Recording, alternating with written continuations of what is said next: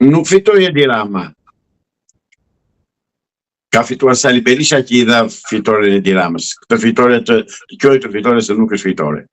Nuk kanë votuar 20% sa thanë sa u deklarua nga media shqiptare dhe nga qeveria shqiptare. 10% kanë, 10.2, 10.3% kanë votuar.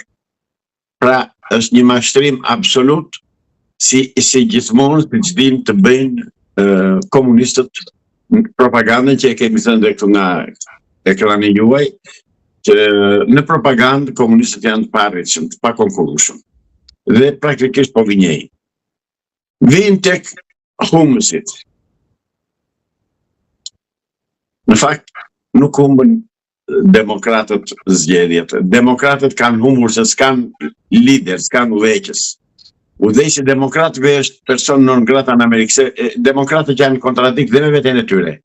Nga njëra anë thonë e duam Amerikën, po nga ana tjetër mbajnë në krye atë që nuk e do Amerika. Atëherë të zgjedhjet marrin. O do mbajnë Amerikën, o do mbajnë atë Sali Berishën. Sali Berisha e ka mbyllur kapitullin e tij me Amerikën.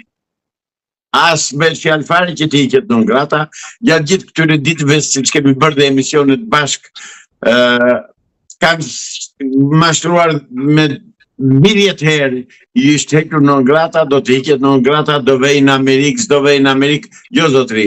Non grata I humbi zgjedhjet në Shqipëri. Po I humbi dhe një faktor tjetër që nuk e thot njëri, po unë do ta them tani. Para disa muajsh, nuk e di, 4 apo 5 muajsh, zënja Argita Berisha deklaroi dhe kur e pyetën dhe I thanë nëse do humbasi, nëse babai juaj do japi dorëheqjen, ju çfarë do bëni? Do kandidoni? Dhe tha nëse babai im jep dorëheqjen me do e mos që do kandidoj. Kjo deklarat e fundosi Partinë Demokratike, sepse demokratët shqiptarë dhe karakteri shqiptar nuk të pranojnë që ta bësh ti partinë ta trashëgosh na babat e I biri apo të e bia, se nuk e ke çiflikur zotëri. Por në fakt, realisht, Sali Berisha e ka kthyer Partinë Demokratike në çiflik. Ndaj humbën demokratët, ndaj nuk shkova dhe unë të votoj zotëri, ndaj janë me mira demokratë që kanë abstenuar dhe nuk vajtën të votojnë, sepse nuk e duan më Sali Berishën në krye, sepse nuk duan të kenë një pushtet familjar. Ç'është kjo? Humbi ik. Është humbi zotëri. Ai humbi këto zgjedhje. Ç'është ajo protesti do bëjnë nesër për kë? Dhe kush janë ata budallë që do t'i vjen pas nesër?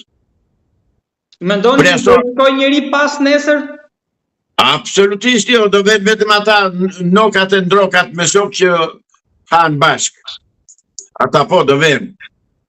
Po si të mobilizohet, ketë optimizëm te populli opozitar? Si mund